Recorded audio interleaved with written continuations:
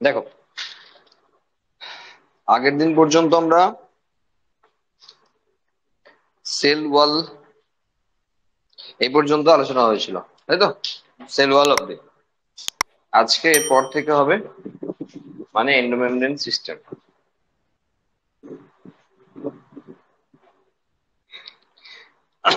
দেখো, আমরা যদি একটা সেলের ক্ষেত্রে দেখি, একবার ওভারঅল আউটলাইনটা একবার দেখে নিই।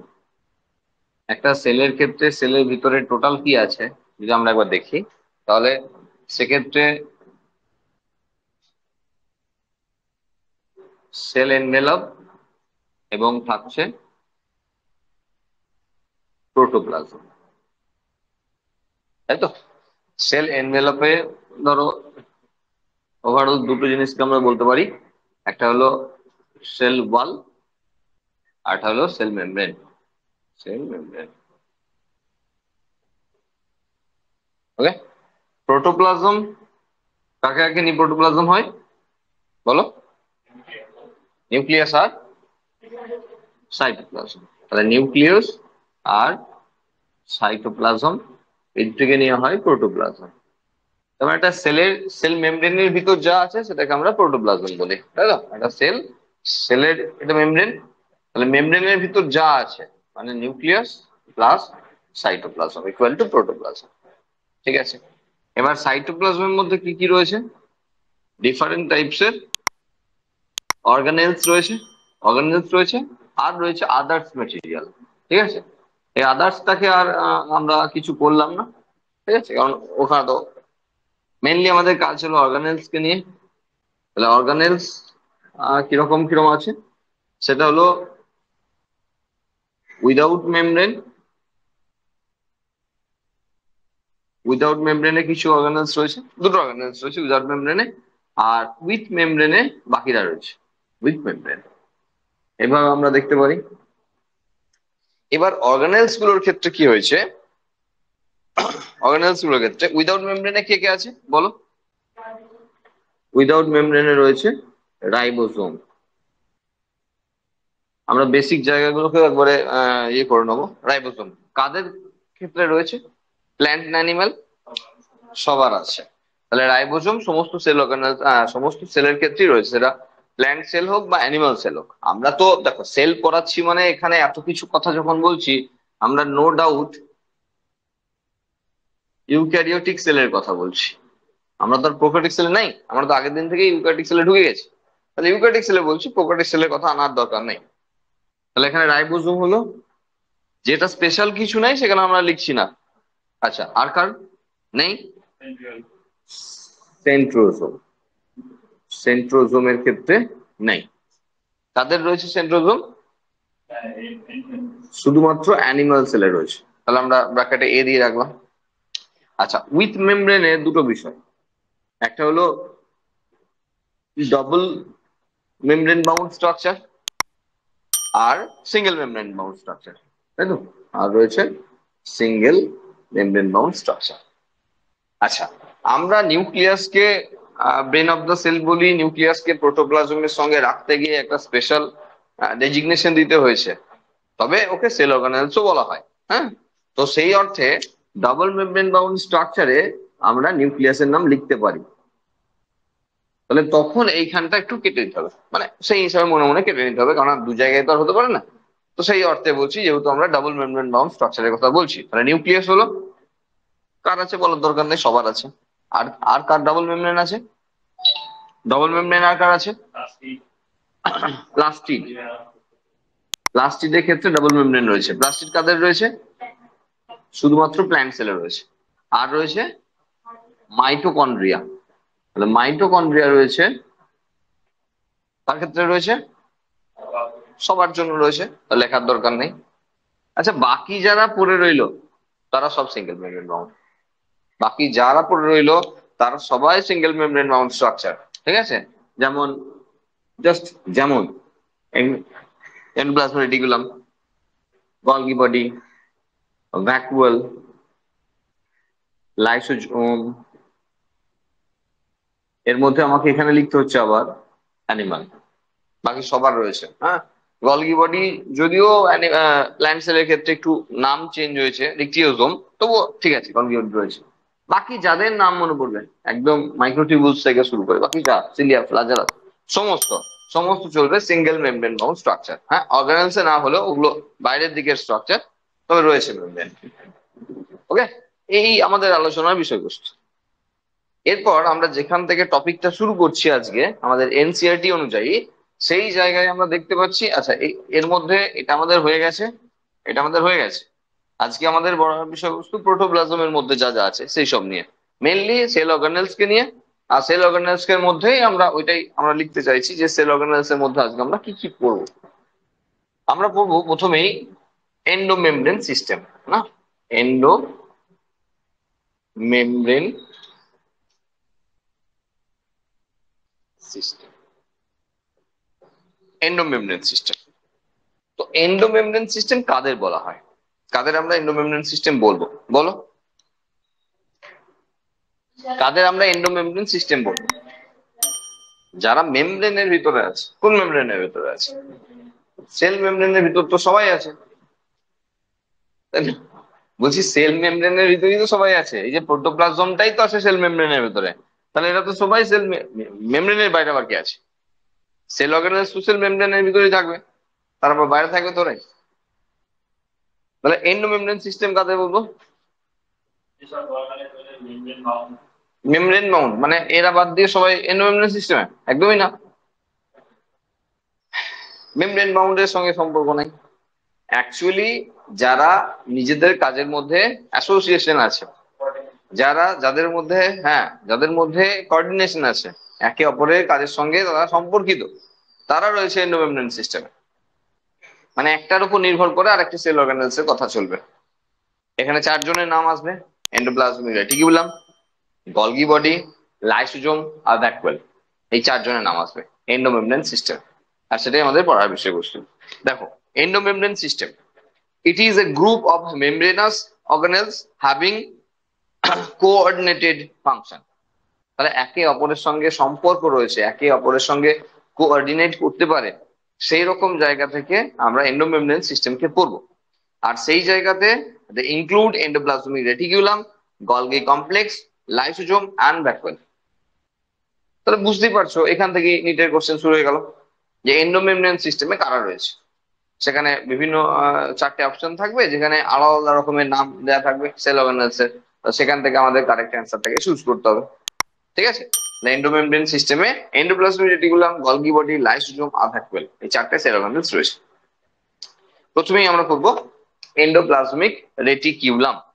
আমরা বোর্ডটাকে মুছি, দরকার নেই এগুলো। আচ্ছা, এখানে মনে রাখার মতো জিনিস কি রয়েছে দেখো, পরীক্ষায় একদমই নিটের জন্য খুবই আহ খুব সহজ কোশ্চেন না হলে এইসব হবে না, তবুও বলে রাখা দরকার, এই জায়গাটা গুরুত্বপূর্ণ থাকে। মানে উইদাউট মেমব্রেনে কারা রয়েছে, আর ইম্পর্টেন্ট বিষয় থাকে ডাবল মেমব্রেনে কারা রয়েছে। সিঙ্গেল মেমব্রেনটা কোনো বিষয় না। পরীক্ষার জন্য যদি শুধু মেমব্রেনাস স্ট্রাকচার হিসাবে আমরা কোশ্চেন আসার কথা ভাবি, তাহলে সেখানে উইদাউট মেমব্রেনে কারা রয়েছে আর উইথ মেমব্রেন, ডাবল মেমব্রেনে কারা রয়েছে, কেননা এদের মধ্যে ভীষণ ভীষণ ভীষণ রকমের কম্পারিজন দেয়। হ্যাঁ, প্লাস্টিডের সঙ্গে মাইটোকন্ড্রিয়ার যে ক্যারেক্টারের যে ম্যাচ, মানে ম্যাচিং ব্যাপার স্যাপার আছে, সেগুলো নিয়ে প্রচুর কোশ্চেন আসে। হ্যাঁ, তো দেখতে হবে অনেক, এদের দুজনের মধ্যে অনেক মিল আছে না, এরা দুজনেই সেমি অটোনমাস সেল অর্গানেল। হ্যাঁ, এদের মধ্যে অনেক অনেক মিল আছে, শুধু ডাবল মেমব্রেন স্ট্রাকচার হিসেবে না, আরো অনেক জায়গায় মিল আছে। ঠিক আছে, তো সেগুলো নিয়ে অবশ্যই প্রশ্ন থাকবে, আমরা আসবো। আর সিঙ্গেল মেমব্রেনের ব্যাপারটা মেমব্রেনের দিক দিয়ে অ্যাঙ্গেলে কিন্তু ইম্পর্টেন্ট না, আমরা বলিনি কিন্তু এইগুলোর এক থেকে ইম্পর্টেন্ট না, এটা বলিনি। আমরা মেমব্রেনের যে ব্যাপারটা নিয়ে কথা চলছে সেই অ্যাঙ্গেলে সিঙ্গেল মেমব্রেন বাউন্ড স্ট্রাকচার তারা ইম্পর্টেন্ট না। আবার ধরো এমনও করতে পারে, ধরো আমি কথাই বলছি, 6টা 7টা সেল অর্গানেলস কে দিয়ে দিলাম, দিয়ে বললো এখানে অড ওয়ান খুঁজে বার করতে বললো। দেখো, কোশ্চেন যত দিন যাবে, যত কম্পিটিশন বাড়বে, তত কোশ্চেনের ভ্যারাইটি আসবে। আজও পর্যন্ত আসেনি বলে যে আগামী দিনে আর আসবে না এমন কোনো মানে নেই, তাহলে সেখানে অড ওয়ানও বের করতে দিতে পারে। ঠিক আছে, তো সেই জায়গাতেও আমাদের মাথায় রাখতে হবে কোন সেল অর্গানেলস কেমন রয়েছে, এগুলো তো একদমই বেসিক জায়গা। আচ্ছা, আর কোনটা মনে রাখবো একটু, অবশ্যই মনে রাখা উচিত, কোনটা অ্যানিমেলের রয়েছে, কোনটা প্ল্যান্টের রয়েছে, কোনটা অ্যানিমেলের রয়েছে। সবার যেটা আছে সেটা তো মনে রাখার মতো কিছু বিষয় না, যেটা স্পেশাল অ্যানিমেল অর প্ল্যান্টের ক্ষেত্রে সেগুলো আমাদের মনে রাখার দরকার পড়বে। ঠিক আছে, দেখো নেক্সট আমরা যেটা বলছিলাম এন্ডোমেমব্রেন সিস্টেমের মধ্যে আমরা পড়বো এন্ডোপ্লাজমিক রেটিকুলাম। নামেতেই সব বলা আছে। এন্ডো মানে ভিতরে, কিসের ভিতরে? প্লাজমার ভিতরে। তাহলে এন্ডো প্লাজমিক প্লাজমিক রেটিকিউলাম, ঠিক আছে। তা দেখো নামেতেই কিন্তু রয়েছে অনেক কিছু। রেটিকিউলেট স্ট্রাকচার, মানে রেটিকুলেট স্ট্রাকচার রয়েছে কোথায়? যে সাইটোপ্লাজমের মধ্যে, সেই জন্য এন্ডোপ্লাজমিক রেটিকিউলাম, ঠিক আছে। তো এখানে আমরা দেখবো যে কি কি ব্যাপার রয়েছে। দেখো প্রথমেই যদি আমরা জাস্ট একবার এঁকে নিই হালকা করে, তাহলে আমাদের বুঝতে সুবিধা হবে। দেখো আমরা একটা নিউক্লিয়াসকে আমরা ওই পিৎজার মতো করে কেটে আঁকছি, মানে 1/4 পাচ্ছি আর কি, মানে বাকি এই সাইডটা আমার লাগবে। যতগুলো সেল অর্গানেলস কে পড়াবো আমরা এন্ডোমেমব্রেন সিস্টেমে, তারা যেহেতু কোঅর্ডিনেটে রয়েছে, সেজন্য একের পর এক সেল অর্গানেলস কে আমরা আঁকবো।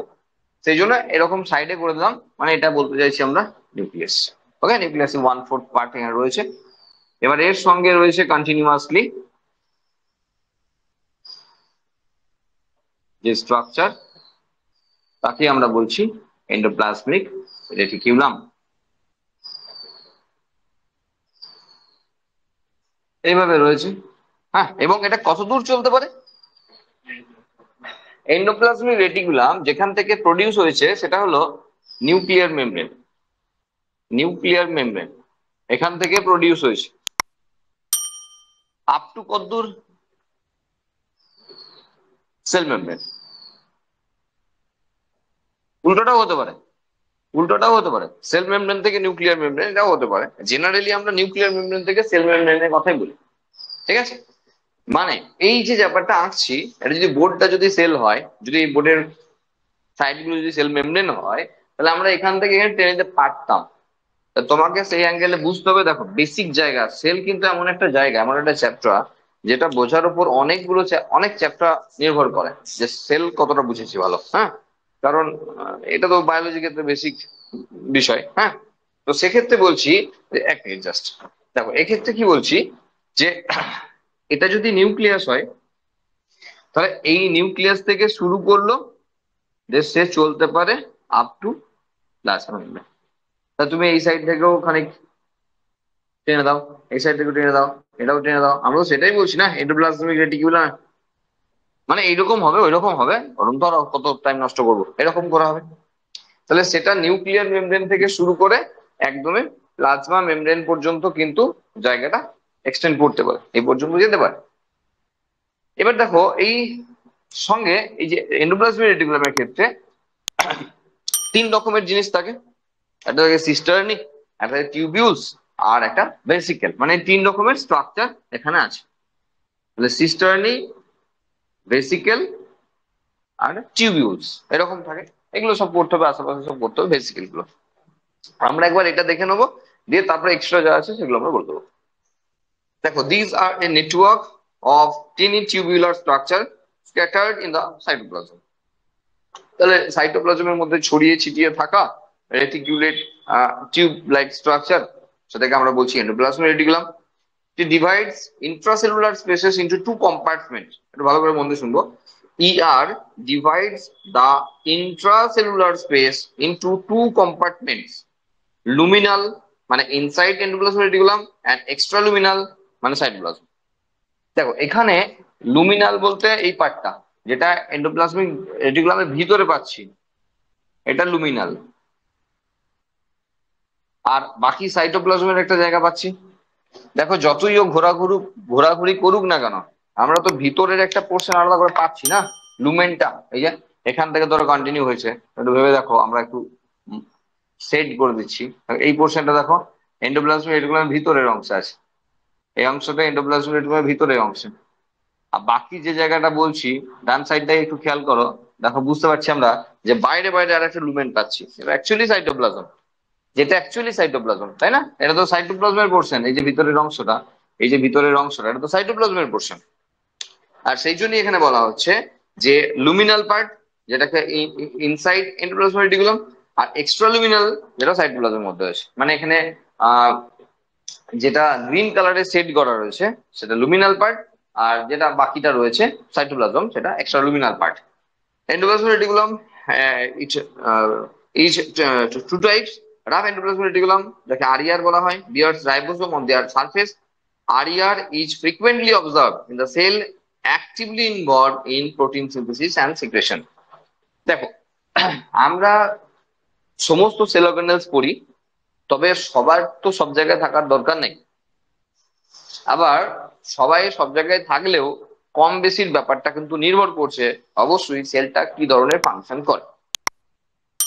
ধরো একটা সেল যে বেশি পরিমাণ সিক্রেশন করায়, যে হরমোন সিক্রেশন করায়, যে এনজাইম সিক্রেশন করায়, তার অবভিয়াসলি গলগি বডি বেশি থাকবে, কারণ গলগি বডি কাজ হলো সিক্রেশন। যে বেশি করে প্রোটিন সিনথেসিস করে তার কাছে এন্ডোপ্লাজমিক রেটিকুলাম বেশি থাকবে, এটাই স্বাভাবিক ব্যাপার। যে ফ্যাট সিনথেসিস করে তার কাছে স্মুথ এন্ডোপ্লাজমিক রেটিকুলাম বেশি থাকবে, এটাই স্বাভাবিক।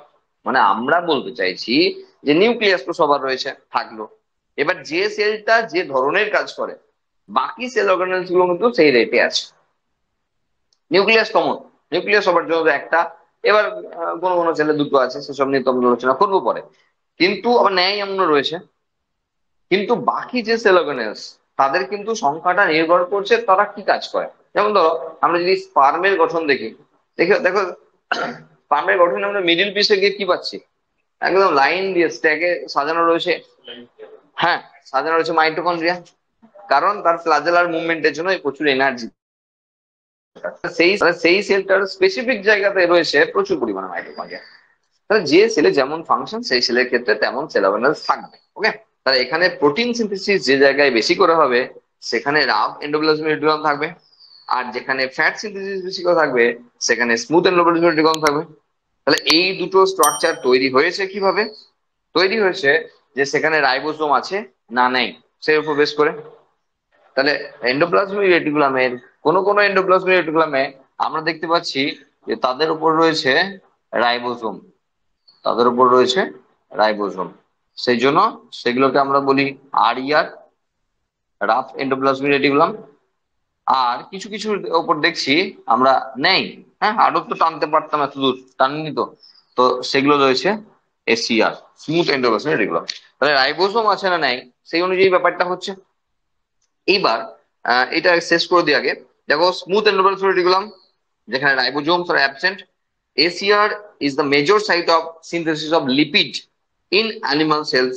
Lipid like steroidal hormone are synthesized in ACR. Important line এখানেও রয়েছে যে in animals lipid like steroidal hormone.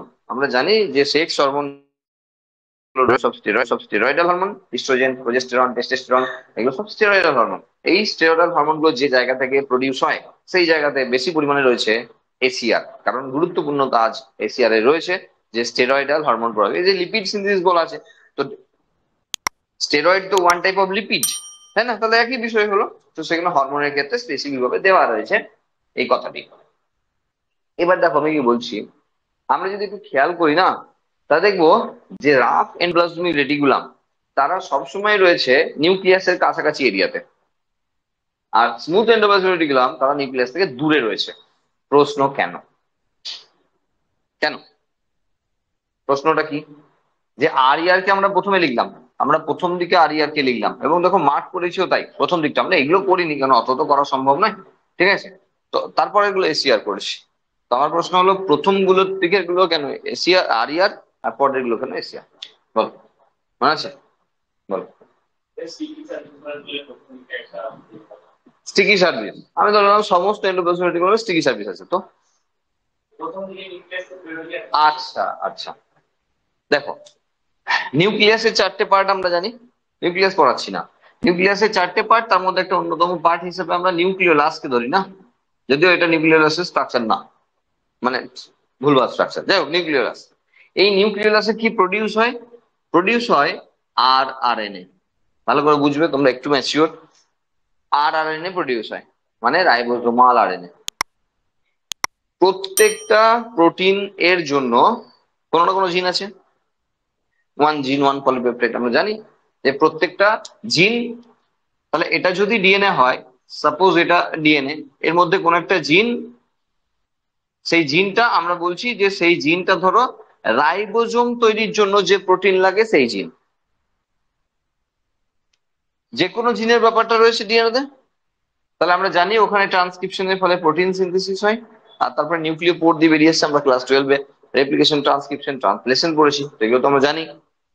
এবার এই এমআরএনএটা যখন বেরিয়ে এলো, তখন এই রাইবোজোমের কাছে আসে না, দিয়ে কি করে, প্রোটিন সিনথেসিস করে।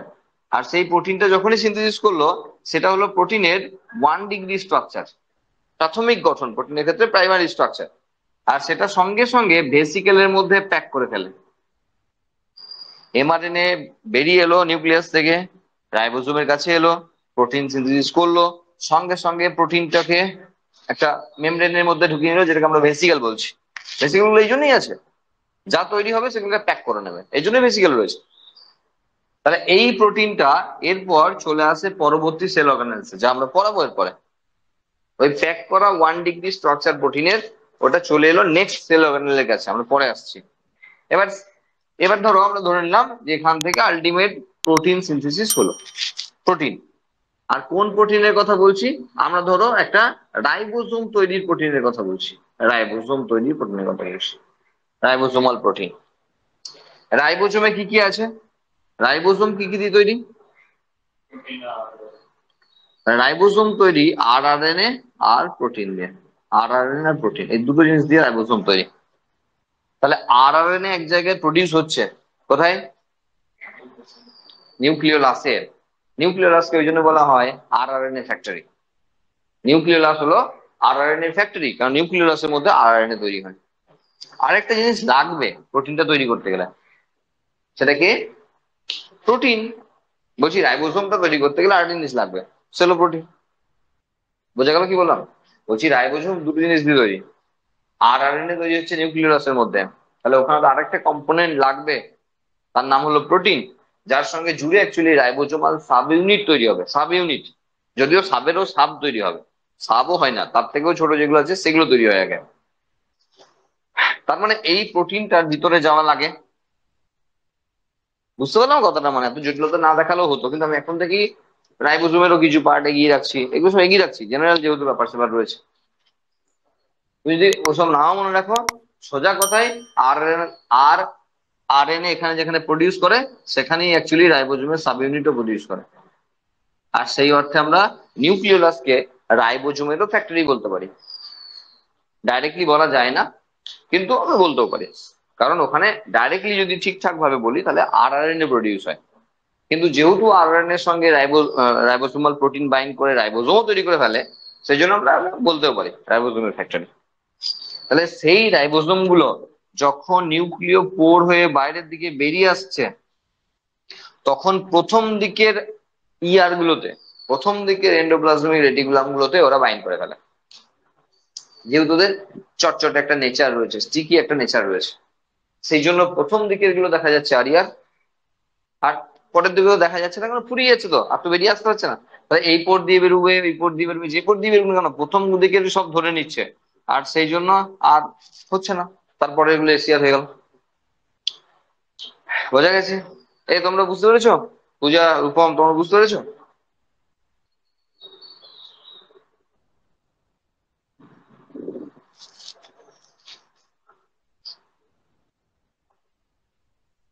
দেখো, দুটো বিষয়, হ্যাঁ। একটা, ধরো অনলাইনের পারমিশন দেওয়া মানে দুটো বিষয় রয়েছে, হ্যাঁ, এই দুটো আমাকে ঝামেলায় ফেলতে পারে। সেটা আমি জানি, তোমাদের ভালোর জন্য করতে গিয়ে ঝামেলায় ফেলতে পারে। তো একটা বিষয় হলো, যেখানে যেখানে অনলাইন ক্লাস হচ্ছে বলে আমি অনলাইনের সুযোগটা নেবো না। যারা অনলাইনে রয়েছে তো তাদের অনলাইনে, তাদের কিছু করার নেই। আর 2 নম্বর বিষয় হলো যে ক্লাসটা তো রেকর্ড থাকবে, জানি, আর না হলেও হবে, সকালবেলা ঘুম নষ্ট করে বা অন্য কোনো কাজ থাকলে সেটা মিটিয়ে নেওয়াই ভালো, তাহলে ক্লাসটা তো পরে দেখে নেবো। এটা যদি অভ্যাস হয়ে দাঁড়ায় না, তাহলে আমার কিছু এসে যায় না, আমার কি হবে, আমার কিছুই হবে, আমার কোনো অসুবিধা নেই। আমার একটু খারাপ, দেখতে খারাপ লাগবে যে ক্লাসটা করলো না, তো সে হয়তো পরে দেখে নিল, কিন্তু এই যে একটা রেগুলারিটি না, এটা নষ্ট হয়ে যাবে। নিজের, আমার না, নিজের। কারণ তুমি সকালের ক্লাসটা সকালবেলা করে নিলে যা হয়ে যেত, এবারটা হয়ে যেত, কিন্তু তুমি রেখে দিলে এটা পরে করবো, আবার মনে হবে এটা পরে করবো, থাক সব থাক জমে থাক পরে করবো, দিয়ে আর হয়ে উঠবে না। সেই জন্য, আর তারপরে তো ইন্টারাকশনটা হবে না, সঙ্গে সঙ্গে যেটা ইন্টারাকশন হয় সেটা তো হবে না আর ডেকোরেটেড ক্লাসে।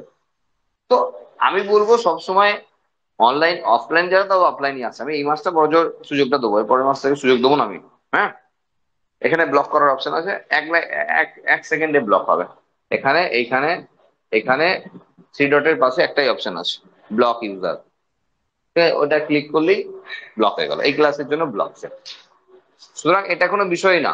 আবার কোর্সের মধ্যে যারা ঢুকছে তারাও যদি ভাবে যে ক্লাসটাকে আমি ওইভাবেই করব খেলার ছলে, তার ক্ষেত্রেও একই অপশন রয়েছে, ওখানেও ব্লক ইউজার আছে। ঠিক আছে, মানে কোর্সে ঢুকে গেলাম মানে একবারে শান্তি হয়ে গেল, হ্যাঁ আর কিছু হলো না, এরপর স্যাররা কিছুই করতে পারবে না এমন নয়, ওখানেও ব্লক ইউজার, এক সেকেন্ড টাইম লাগবে ব্লক করতে। সুতরাং দুটো বিষয়ে যারা অফলাইনে তারা অফলাইনে এসো, আর 2 নম্বর যারা অনলাইনেও আছো তারা কিন্তু ক্লাসটা করবে রেকর্ডেডে আসবে না। আমার এটা বলার দরকার নাই, যারা করছে তারা তো করছেই, যারা করে নেই আজকে তাদের জন্য এটা পরে শুনবে তারা। ঠিক আছে, সেই জন্য বলে রাখছি। দেখো, আরইআর আর এসিআর এই দুটোর মধ্যে বেসিক ডিফারেন্স কোন জায়গাতে রয়েছে? রাইবোসোম। তাহলে আরইআর প্রোটিন তৈরি করতে পারে আর এসিআর পারে না।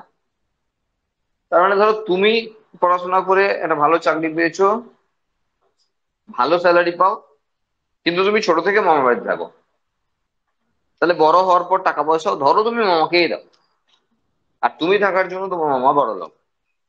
এখানে আরইআর এর ব্যাপারটা এরকম, যে রাইবোসোম থাকার জন্য ও প্রোটিন সিনথেসিস করে, ওর স্পেশালিটি ব্যাপার কিছু নাই, রাইবোসোম প্রোটিন সিনথেসিস করে। আর রাইবোসোম যেহেতু এসিআর এ থাকে, সেই জন্য এসিআর এর কাজ হলো প্রোটিন সিনথেসিস করা, আর সরি আরইআর হলো প্রোটিন সিনথেসিস করা। এবার এসিআর কি আর চুপচাপ বসে থাকবে? ওকেও তো কিছু করতে হবে, ঠিক আছে।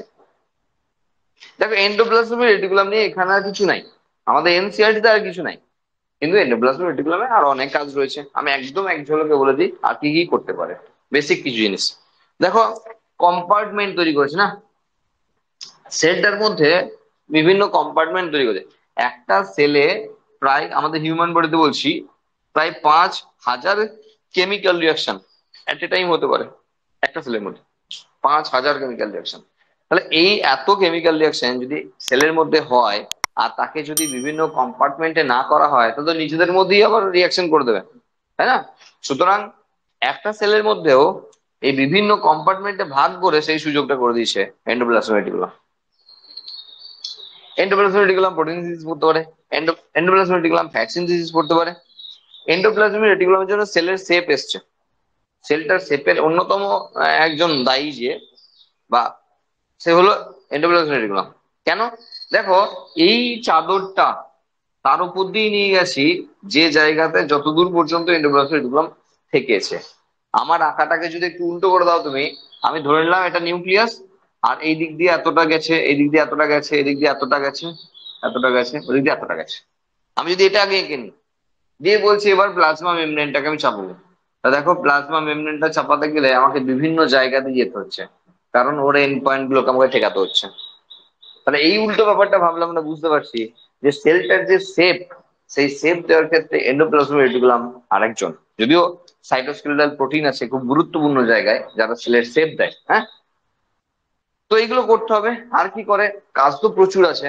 আর যেটা একদমই না বললে নয়, সেটা হলো গলগি বডি ফরমেশন, মানে নেক্সট যে সেল অর্গানেল, এন্ডোমেমব্রেন সিস্টেমের যে next cell organelle Golgi body, তাকে প্রডিউস করতে সাহায্য করে এন্ডোপ্লাজমিক রেটিকুলাম। আমরা আগের দিনও মনে হয় সেল মেমব্রেন পড়ানোর সময় একবার বলেছি যে ভেসিকেল সেল যখন মন চাই তৈরি করতে পারে, আর যখন চাই ফিউজ করতে পারে। তাহলে এই ভেসিকেল গুলো কিন্তু আমরা তৈরি করা ভেসিকেল। দেখো এন্ডোপ্লাজমিক রেটিকুলামে যেগুলো স্যাক লাইক স্ট্রাকচার সেগুলোকে বলা হয় সিস্টার্নি, যেগুলো টিউবের মতো স্ট্রাকচার সেগুলোকে বলা হয় টিউবিউলস, আর বাকি তো রয়েছে বাবেলের মতো যেগুলো রয়েছে সেগুলো ভেসিকেল।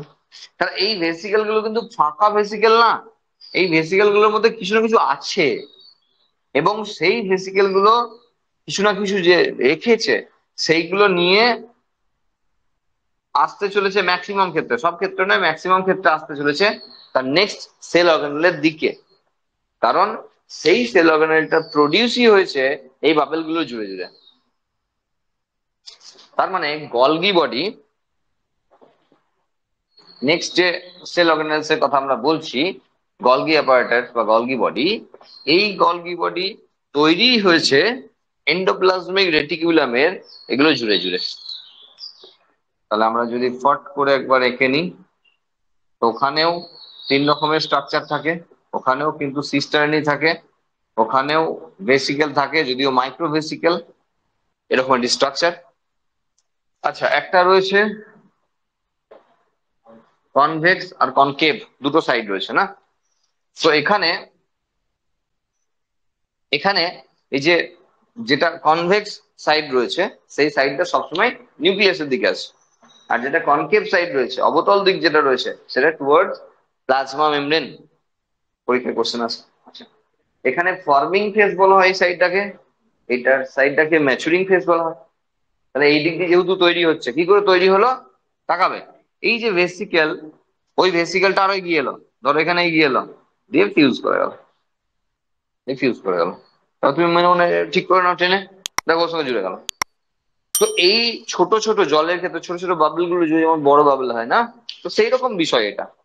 তাহলে গলগি বডির যে স্ট্রাকচারটা তৈরি হয়েছে, সেই স্ট্রাকচারটা তৈরিই হয়েছে এন্ডোপ্লাজমিক রেটিকুলাম থেকে, এই গোটা সেল অর্গানেলটাই তৈরি হয়েছে। সেই জন্য এর যত জিনিসপত্র পাবো না, সব ওর সঙ্গে জুড়ে জুড়ে তৈরি হয়। ওকে, তাহলে এখানে এইটাকে, ওই জন্য এইটাকে বলা হচ্ছে ফর্মিং ফেস, মানে এই সাইডটা তৈরি হচ্ছে সবে, আর এই সাইডটা ম্যাচুরিং ফেস। কেন বলা হচ্ছে? কারণ প্রোটিনের 1 ডিগ্রি স্ট্রাকচার এই দিক দিয়ে প্রবেশ করছে, আর যখন এই দিক দিয়ে বেরিয়ে আসছে না, তখন অ্যাকচুয়ালি প্রোটিনের 3 ডিগ্রি স্ট্রাকচার, কমপ্লেক্সিটি বাড়িয়ে 2 ডিগ্রি, তারপর 3 ডিগ্রিতে নিয়ে যাওয়া হয়েছে। প্রোটিন পড়ার সময় আমরা দেখি প্রোটিনের 1 ডিগ্রি, 2 ডিগ্রি, 3 ডিগ্রি, 4 ডিগ্রি, 4 রকমের স্ট্রাকচার আছে, আমরা বায়োমলিকুলস পড়ার সময় পড়বো। আর সেখানে দেখতে পাবো যে একটা প্রোটিনকে যদি অ্যাক্টিভেটেড স্টেজে আসতে হয়, তো তাকে মিনিমাম 3 ডিগ্রিতে আসতেই হবে। নিচে কোশ্চেন আছে, একটা প্রোটিনকে মিনিমাম অ্যাক্টিভেট অবস্থায় আসতে গেলে কোন ডিগ্রি স্ট্রাকচারে, মানে কোন স্ট্রাকচারে আসতেই হয়, সেটা হলো টার্সিয়ারি স্ট্রাকচারে আসতেই হবে, যাকে 3 ডিগ্রি স্ট্রাকচারও বলা হয়। আর এটা তৈরি করে গলগি বডি।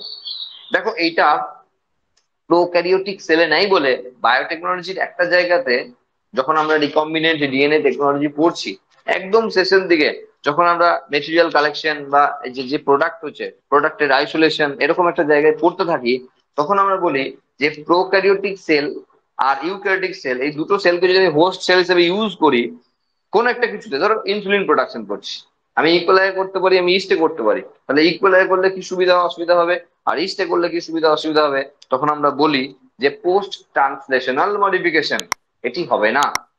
কোথায়? Prokaryotic sell. ট্রান্সলেশন কাকে বলে? প্রোটিন তৈরিকে ট্রান্সলেশন বলে।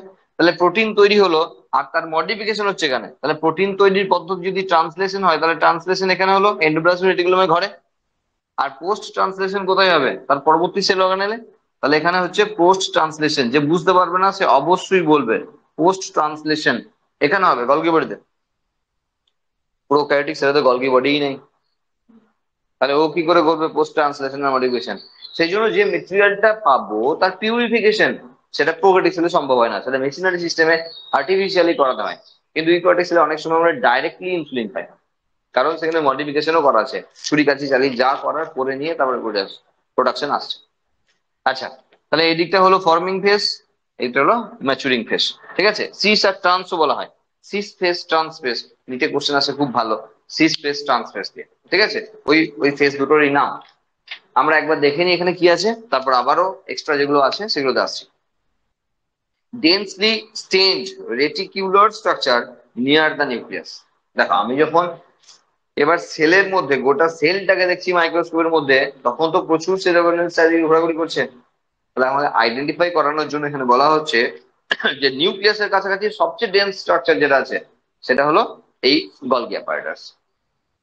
দেখো ডেন্স কেন বলা হচ্ছে, দেখো এন্ডোপ্লাজমিক রেটিকুলাম, এই রেটিকুলেট স্ট্রাকচার গোটা সেল জুড়ে আছে। হ্যাঁ, এর বলেছি এখান থেকে শুরু করে প্লাজমা মেমব্রেন গুলো থাকে। তাহলে আমি এখানে শেষ করে দিচ্ছি বলে তুমি তো মনে মনে এখানে শেষ করতে পারো না। আমি তো একটা জিনিসকে করাচ্ছি বলে একটা ঠিক সিকুয়েন্সে আসছি পরপর, আমি সেই জন্য এন্ডোপ্লাজমিক রেটিকুলামটা টানিনি, কিন্তু আছে তো, থাকতে পারে তো। তো সেই জায়গায় দাঁড়িয়ে এ দেখো সবচেয়ে অ্যারেঞ্জড অবস্থায় রয়েছে, সবচেয়ে ঠিকঠাক টাইটলি অ্যারেঞ্জড রয়েছে, সেই জন্য কালার করলে কি সবচেয়ে বেশি কালার নেবে। First observe by Camillo Golgi. দেখো আমরা আগেও বলে রেখেছি যে যে নাম, দেখো আগের যে সেল অর্গানেল আমরা পড়লাম নাম দেখলাম না, পরের যাদের দেখবো নাম দেখবো না। তা নিউক্লিয়াস পড়ার সময় গলগি বডি পড়ার সময় সায়েন্টিস্টের নাম দেখছি, মানে এই নাম আসবে, তাহলে এই নাম আসবে পরীক্ষায়। তাহলে যে নাম নেই আমাদের, সেটা অন্য বই থেকে খুঁজে পেতে পড়ার দরকার পড়বে না, নামের কথা বলছি হ্যাঁ, এখান থেকে বললেই হবে, শুধু এইখানে যা আছে তাই বললেই হবে। তাহলে ক্যামিলো গলগি পেঁচার স্নায়ু কোষ আবিষ্কার করেন, হ্যাঁ গলগি বডি, সেই জন্য তার নাম অনুসারে গলগি অ্যাপারেটাস নাম হয়েছে। They consist of flat disc shaped ওই সিস্টার্নি অফ এত diameter, this are stack parallelly, যে প্যারালালি স্ট্যাক করে আছে একে অপরে সাজিয়ে সাজিয়ে সাজিয়ে যে পরপর সাজানো আছে না, সেই জন্য স্ট্যাক প্যারালালি বলা আছে। সিস্টার্নি আর concentrically arranged with convex cis, এই যে cis মানে ফর্মিং ফেস, ব্র্যাকেটে দেওয়া আছে cis ফেস মানে ফর্মিং ফেস, আর ওখানে দেওয়া আছে and concave trans মানে ম্যাচুরিং ফেস। cis আর trans faces are totally different but interconnected, খুব ইম্পর্টেন্ট লাইন, বোল্ড করা আছে ওই জন্য।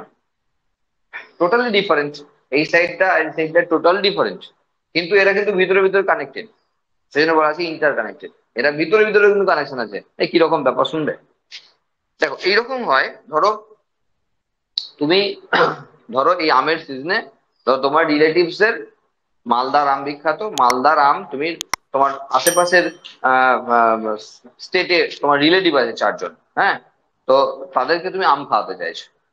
তো কি করলে, ধরো 20 কিলোর একটা পেটি তুমি অর্ডার করলে মালদা থেকে, তোমার বাড়িতে এলো, কিন্তু তোমার রিলেটিভদের 20 কিলো করে আম দেবে না, তুমি 4-5 কিলো করে দেবে, 4টে রিলেটিভকে 5 কিলো করে দেবে। তাহলে কি করলে, ওই প্যাকেটটা প্রথমে খুলতে হবে, ওই প্যাকেটটা খোলার পর আবার নতুন প্যাকেটে 5 কিলো করে প্যাকেটিং হলো, যে সেটাকে সিল করে সেখানে ট্যাগ লাগিয়ে, ট্যাগ মানে কুরিয়ার সার্ভিসে পাঠাবে ঠিকানা যায়, ট্যাগ লাগিয়ে পাঠিয়ে দিলে, তাহলে এলো 20 কিলো আর বেরোলো 4টে 5 কিলো। সেই একদম সেই সিস্টেম, 1 ডিগ্রি স্ট্রাকচারে এলো, এখানে মডিফাই করলো, প্রথম 1 ডিগ্রিটা খোলাটা তো আগেই ছেড়ে গেছে, তারপর ভেতরে ঢুকলো, মডিফাই করালো, 2 ডিগ্রি হলো, আরো মডিফাই করালো, 3 ডিগ্রি হয়ে আবার নতুন প্যাকেট দিয়ে বেরিয়ে যাচ্ছে। গলগি বডিকে বলা হয় traffic police of the cell, Golgi বডিকে বলা হয় traffic police of the cell. আমরা বিভিন্ন সেল অর্গানসের স্পেসিফিক নাম পাই, নিউক্লিয়াসে ধরো ব্রেন অফ দ্য সেল, মাইটোকন্ড্রিয়ার ক্ষেত্রে পাওয়ার হাউস অফ সেল, এরকম নাম আছে, রাইবোসোমকে protein factory of the cell. তেমন গলগি বডিকে বলা হয় traffic police of the cell. Traffic পুলিশের কাজ আমরা জানি না, ট্রাফিককে নিয়ন্ত্রণ করা, আর গলগি বডি সেটাই নিয়ন্ত্রণ করে যে কোথায় যাবে, এই যে প্রোডাকশনটা হচ্ছে, এই যাবে কোথায়, এই সেলের মধ্যে থাকবে না অন্য সেলে যাবে, কোথায় যাবে। দেখো বিভিন্ন সেল তো বিভিন্ন জায়গায় পাঠাতে পারে, যখন প্রোটিন সিনথেসিস হচ্ছে এই ধরনের জায়গায় প্রোটিন সিনথেসিস, সেই প্রোটিন তো তাই এখানে এখানে থাকবে। কিন্তু সেই প্রোটিন যদি হয় ধরো কোনো হরমোন সিক্রেশন করাবে, তো সে তো অনেক অন্য অন্য কোনো জায়গায় কাজ করবে, তাহলে তাকে তো ব্লাডে গিয়ে মিশতে হবে। তা কে কোথায় যাবে এখন জানা নাই, তবে যেখানেই যাক না কেন তার ঠিকানা কিন্তু গলগি বডি লিখে গেছে, ঠিক আছে। তাহলে ইন্টার কানেক্টেড না হলে এটা হতে পারতো না, তাই না? আচ্ছা, তো এটা রয়েছে function of Golgi bodies, secrets materials to intracellular targets or outside the cell. তা ইন্টারসেলুলার টার্গেট হতে পারে, আউটসাইড দ্য সেল। আমরা যখন সেল ওয়াল ফর্মেশন দেখেছিলাম, সেল ওয়াল মনে পড়ছে, সেল ওয়ালে ওই দুই ভাই কাদা দিচ্ছিল, আর সেই কাদা তৈরি হচ্ছিল কিন্তু এই জায়গা থেকে। তাহলে এটা যদি একটা সেল ছিল, এই সেলটাকে যদি ভাগ করতে চাইছে, দুটো সেল হচ্ছে, তাহলে আমরা বলেছিলাম দেখো গলগি বডি, আর এই সাইডে গলগি বডি, তাই না? এই দিক থেকে সিক্রেশন করছিল, এই দিক থেকে সিক্রেশন, মাঝে সেল ওয়ালটা হয়েছিল, এটা তো গলগি বডি করেছিল। তাহলে গলগি বডির কাজ এখানে কিন্তু সেলের মধ্যেই হলো, আবার যখন হরমোন এনজাইম, তখন দেখছি আবার বাইরে চলে যাচ্ছে। তো ডিপেন্ড করছে যে কোথায় কাজ করছে।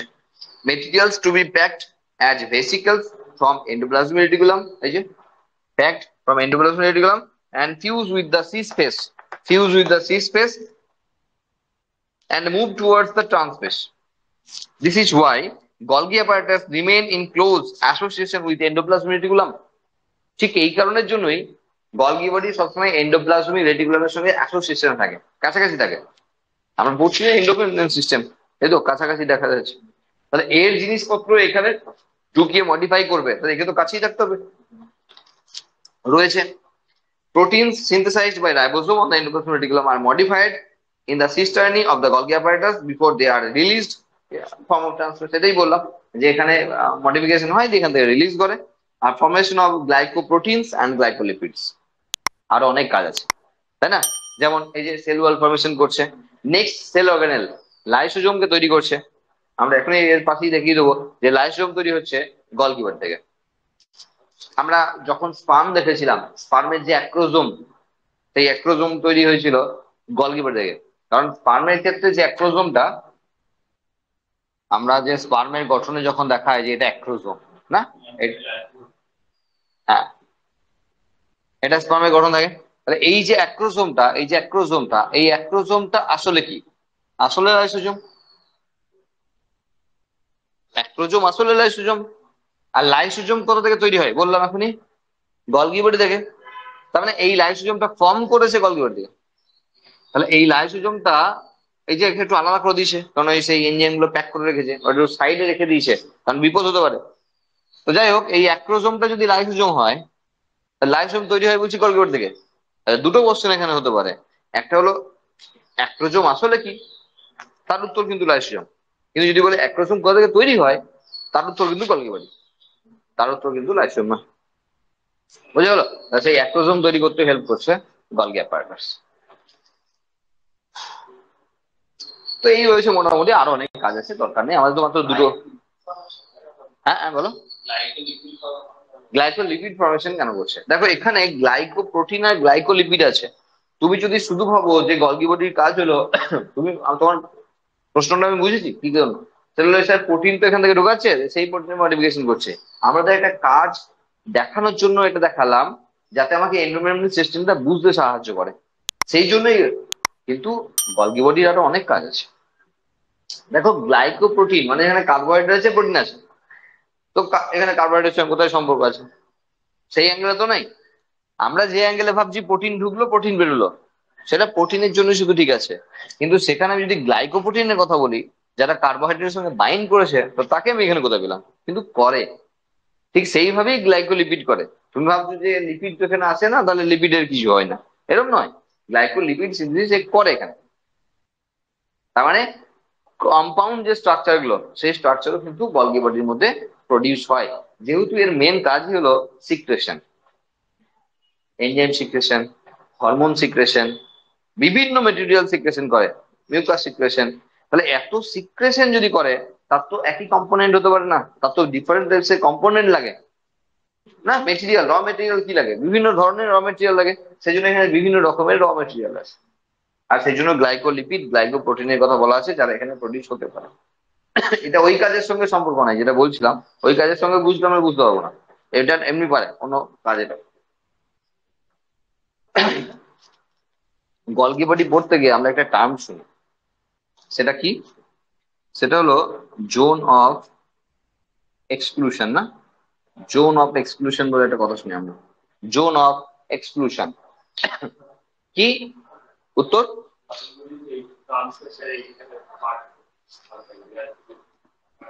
হ্যাঁ, মানে গলগি বডি যেটা ট্রান্স ফেজ রয়েছে, মানে এই সাইডটা মানে ম্যাচুরিং ফেজ যেটা, সেই সাইডে আর কোনো সেল অর্গানেলস থাকে না, খুব কাছাকাছি আর কেউ থাকে না।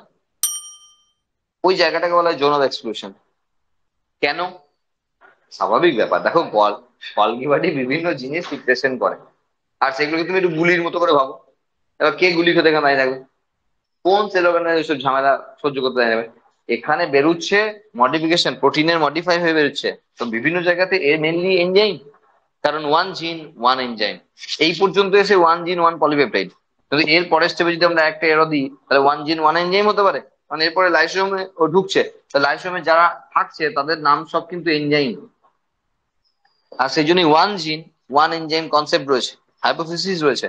তাহলে এখানে মেনলি যদি আমি বলি 3D স্ট্রাকচারে এনজাইম আছে, তাহলে এখানে কোন সেল অর্গানেল বসে বসে মার খাবে?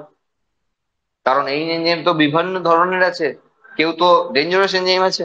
তো তারা এখানে ধাক্কা মারলে তো একটের যাওয়ার ক্ষেত্রে বাধা সৃষ্টি করলো, আর 2 নম্বর এরও ক্ষতি হতে পারে। তো দুটোর ক্ষেত্রেই সমস্যা হতে পারে। সেই জন্য গলগি অ্যাপারেটাস এর যেটা ম্যাচুরিং ফেজ, সেই ম্যাচুরিং ফেজের আশেপাশে কোনো সেল অর্গানেলস থাকে না, সেই জায়গাটা বলা জোন অফ এক্সক্লুশন। আচ্ছা, এখানে GERL বলে একটা সিস্টেমও পাওয়া যায় না? GERL system, Golgi body, endoplasmic reticulum আর lysosome. Golgi body, endoplasmic reticulum আর লাইসোজোম, এই তিনটে সিস্টেম। দেখো, দুটো সিস্টেমের কাজ তো আমরা বুঝতেই পারলাম, পুরো অ্যাসোসিয়েশনে রয়েছে। লাইসোজোমকে দেখলেও আমরা দেখে নেবো যে এখানে কিন্তু পুরো অ্যাসোসিয়েশন। ঠিক আছে, সেই জন্য আমরা এখানে কিন্তু এটা বলতে পারি যে zone of exclusion. Sorry, GRL, আমি এটা অন্য কথা ভাবতে হবে বলে দিচ্ছি। আমরা ঠিক ভাবছি যে একটানা পড়ালে যদি তোমাদের ঘুম চলে আসার মতো গেস হচ্ছে, তাহলে আমরা একটা কাজ করতে পারি। ঠিক আছে, আগের দিনের কতটা পড়ে এলে একটু টাইম নষ্ট হবে, সেটা সব দিন হবে না, সম্ভব হবে না। হ্যাঁ, সেটা হলো যে যদি জাস্ট প্রিভিয়াস টপিকের উপর আমরা এখানে বসে যদি ছোট্ট করে একটা এই 10টা 15টা, জাস্ট 10 15 মিনিটের কেস, 10টা কোশ্চেন, হ্যাঁ, জাস্ট আমি সঙ্গে সঙ্গে রেডি করে দিলাম, এখানে বসে সঙ্গে সঙ্গে দিয়ে দেয়। মোবাইল চাই, মোবাইল ছাড়া হবে না, সঙ্গে সঙ্গে, হ্যাঁ, জাস্ট প্রিভিয়াস টপিক সঙ্গে সঙ্গে রেডি, সঙ্গে সঙ্গে হয়ে যাবে।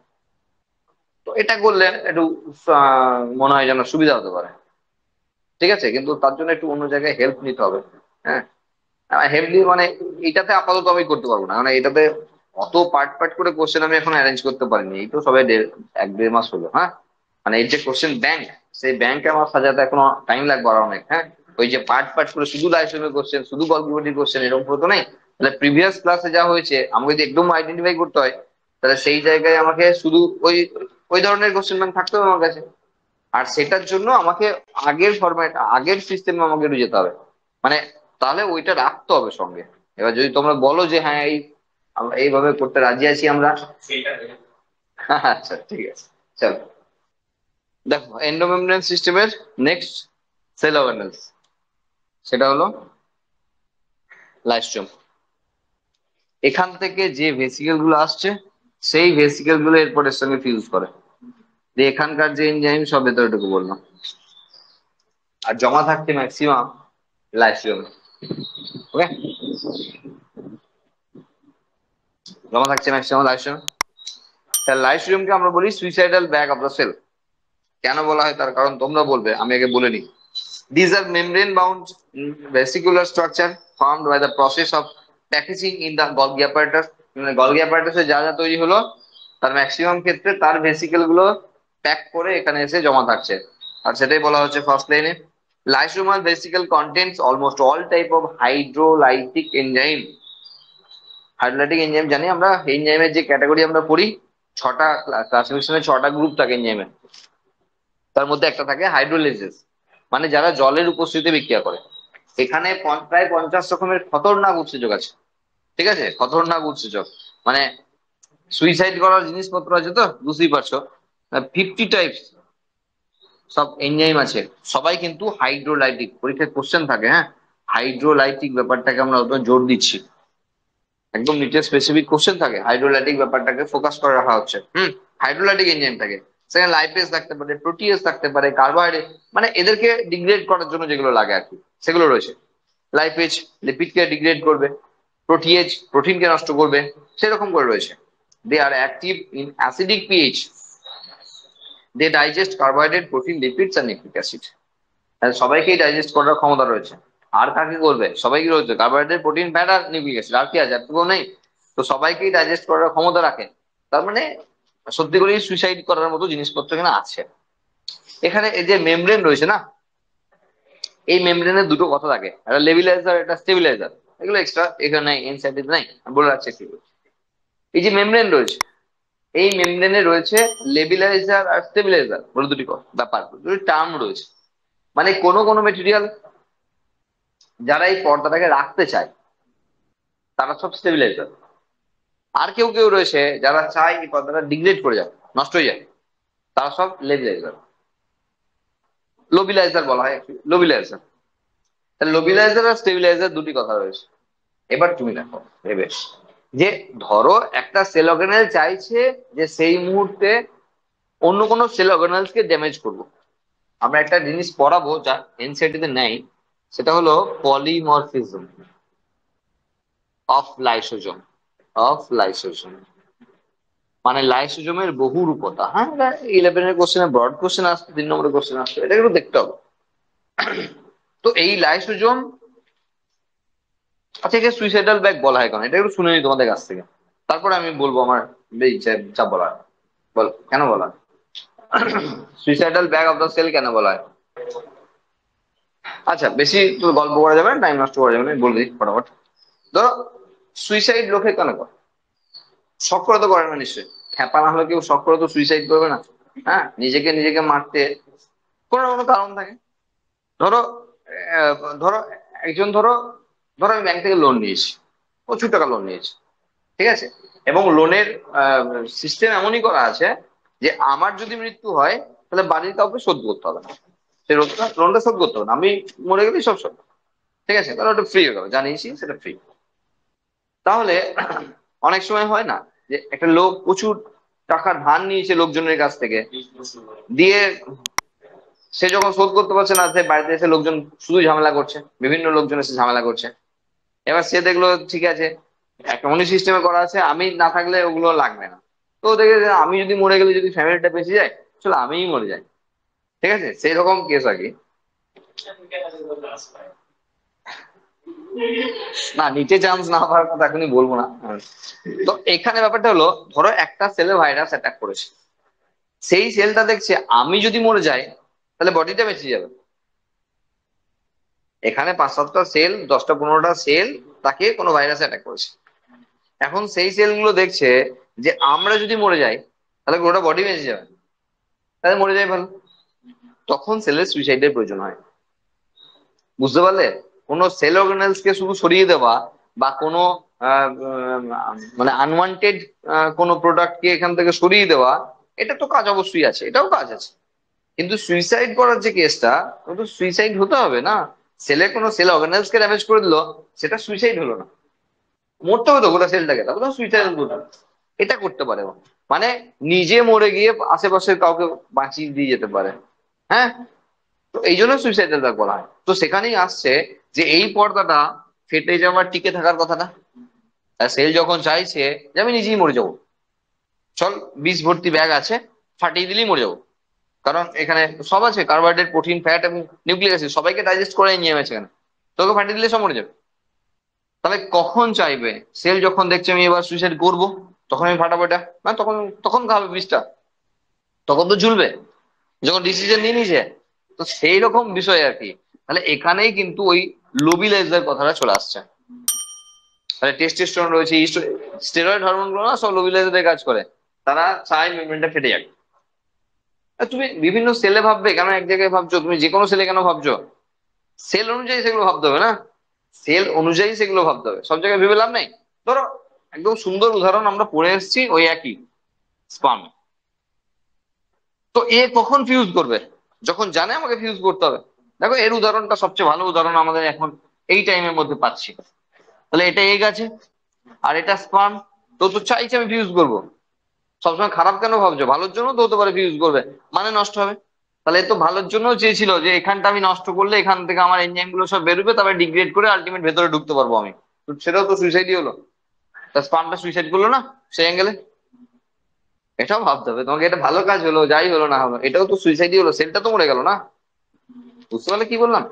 তো সেই কাজটা করতে পারে, তখন একটা টেস্টোস্টেরন হরমোন কিন্তু এটাকে হেল্প করেছে যাতে ওর মেমরিটা নষ্ট হয়ে যায়। তাহলে এখানটা একটু আগেই বললাম আমরা, অ্যাক্রোসোম মানে লাইসোজোম। তাহলে লাইসোজোমের পর্দা ফাটিয়ে দিল, কে ফাটলো? টেস্টোস্টেরন ফাটলো, আর তার জন্য তো ফিউজ করে গেল। বোঝা গেল কি বলছি? তাহলে যত সেক্স হরমোন গুলো রয়েছে না, তারা সবই সব জায়গাতে লোবিলাইজারের কাজ করে, শুধু এটা উদাহরণ দিলাম বলে এখানে নয়, যে কোনো জায়গাতে। আবার কর্টিসল রয়েছে, কোলেস্টেরল রয়েছে, তারা স্টেবিলাইজারের কাজ করে। তারা চায় মেমব্রেনটা থাকুক, না ফেটে যাক, ফেটে যাক তারা চায় না। বাদ দাও, এই গেল। আচ্ছা, অ্যাসোসিয়েশন পেয়ে গেছি আমরা, হ্যাঁ, মুছবো এটা। এর থেকে এ তৈরি হয়, এর থেকে এ তৈরি হয়, এর থেকে এ তৈরি হয়, কিন্তু নিউক্লিয়াসটাকে এর মধ্যে রাখবো না, কিন্তু এন্ডোমেমব্রেন সিস্টেমে নিউক্লিয়াসকে রাখবো না কিন্তু আমরা, হ্যাঁ। আমরা জেনারেলি এটা ভাববো যে এন্ডোপ্লাজমিক রিবোজোম এখান থেকে এটা, আর এই ভেসিকেল কিন্তু ভ্যাকুয়েলও তৈরি করতে পারে। সেজন্য এরপরে সেল অ্যাভারেন্সের নাম ভ্যাকুয়েল। এই ভেসিকেলের কন্টেন্ট ভ্যাকুয়েলও ক্রিয়েট করতে পারে, সেই জন্য ভ্যাকুয়েলটাও এর সঙ্গে রয়েছে। সেই জন্য চারজনকে একসঙ্গে বলা হচ্ছে এন্ডোমেমব্রেন সিস্টেম। আর এখানে একটা কথা লিখেছিলাম আমরা, GERL, এরা তো আরো বেশি সম্পর্কিত। আমি এন্ডোমেমব্রেন সিস্টেম বলতে গিয়ে এখানে ভ্যাকুয়ালের কথা আসছি, কিন্তু এরা দেখো পুরো রিলেটেড না, Golgi body, endoplasmic reticulum, lysosome, একদম পুরো এক কাজে ব্যস্ত মনে হচ্ছে সবাই। এখানে প্রোটিন তৈরি করে, সেই প্রোটিনে মডিফাই করে, আর সেই প্রোটিন আলটিমেট এনজাইম সেটাকে স্টোর করে। না, পুরো কাজ একদম একে অপরের সঙ্গে লেগে আছে, আর তৈরিও হয় এইভাবেই, একটার পর একটা তৈরি হচ্ছে। ও ওকে তৈরি করছে, একে তৈরি করছে, এর সঙ্গে ভেসিকেলকে যোগ করলে, মানে সরি ভ্যাকুয়ালকে যোগ করলে আমরা পাবো এন্ডোমেমব্রেন সিস্টেম। আমরা আসছি পরে, এটা মুছে দেওয়া যেতে পারে, আর ভ্যাকুয়ালের সঙ্গে এর কোনো সম্পর্ক নাই, মুছে দিলাম। আমরা পলিমরফিজমটা একটু কথা বলে নিই, যে আমরা ভ্যাকুয়ালে আসছি। ঠিক আছে, চলো বাদ দাও, পলিমার যতটা সম্ভব ততটা আটকে রাখছি। পলিমরফিজম ও লাইসোজোম কি হয়, ধরো ধরো একটা সেল, অ্যানিমাল সেল, ঠিক আছে। এই অ্যানিমাল সেলের বাইরের দিকে কিছু ব্যাকটেরিয়া এসছে সাপোজ, কি করে ফটাফট, কি করে, এটাকে ভেসিকেল ফর্মের ভেতরে ঢুকে নেয়, তাহলে ভেসিকেলটা তৈরি হলো, ভেসিকেল ঢুকিয়ে নিল, তাহলে চলে এলো মেমব্রেন, ভেসিকেলে চলে এলো সেসব ব্যাকটেরিয়া। এবার এও আসতে পারে লাইসোজোমের কাছে, অথবা লাইসোজোম যেতে পারে ওর কাছে। এটা লাইসোজোম, হ্যাঁ এটা লাইসোজোম, তাহলে এর সঙ্গে ফিউজ করলো, আমি একেই আনলাম টেনে, ফিউজ করলো, কারণ আমি বলেছি ভেসিকেল যখন ইচ্ছা তৈরি করতে পারে। তাহলে এই ভেসিকেলে লাইসোজোম ছিল, সরি ব্যাকটেরিয়া ছিল, আর লাইসোজোমে ফিউজ করলো, তাহলে যত ডেঞ্জারাস এনজাইম সব ঢুকে গেল এখানে, নষ্ট করে দিল। তাহলে যে ব্যাকটেরিয়া গুলো এখানে ঢোকার চেষ্টা করছিল, সেই ব্যাকটেরিয়া গুলো ঢুকলো, তারপর সেলটাকে পুরো মেরে দিল। ঠিক আছে, এইবার কাজের জিনিস যেগুলো, সেগুলো সেল রেখে দেবে, আর যেগুলো অকাজের, লাগবে না, সেগুলো আরেকটা ভেসিকেলের মধ্যে প্যাক করে নেবে। কাজের জিনিস মানে ধরো আমি ধরো একটা পুরোনো বাড়ি ভাঙা হয়েছে, নতুন বাড়ি হবে, তো পুরোনো বাড়ির কিছু ইট তো আমি পেতে পারি, তো সেই ইটগুলো তোমার লাগতে পারে।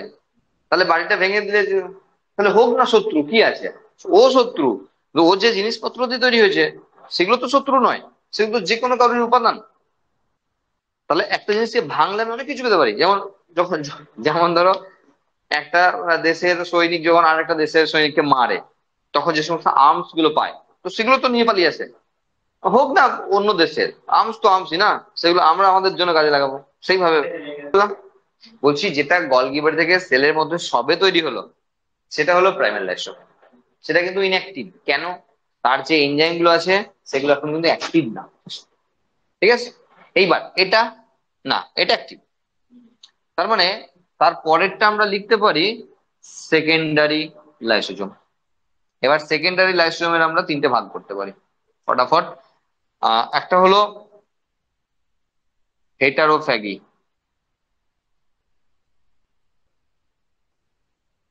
হেটারোফ্যাগি কেন, এই যে বাইরের জিনিস নিল, দিয়ে হজম করলো না, এটাকে বলে হেটারোফ্যাগি। যখন ওই যে বলছিল না মাইটোকন্ড্রিয়াটা বুড়ো হয়ে গেছে, দিয়ে তাকে এবার খতম করবে, তখন অটোফ্যাগি। তার মানে এটা একটা সেলের মাইটোকন্ড্রিয়া, এ বুড়ো হয়ে গেছে, তো কি করে, সেল আগে না গিয়ে প্যাক করে ফেলে, দাঁড়ানোর ব্যবস্থা করছি, প্যাক করে ফেলে, দিয়ে তাকে লাইসোজোমের কাছে, লাইসোজোম তাকে তার কাছে নিয়ে এলো, সরিয়ে নিল, মুভ করালো, তাহলে এটা লাইসোজোম।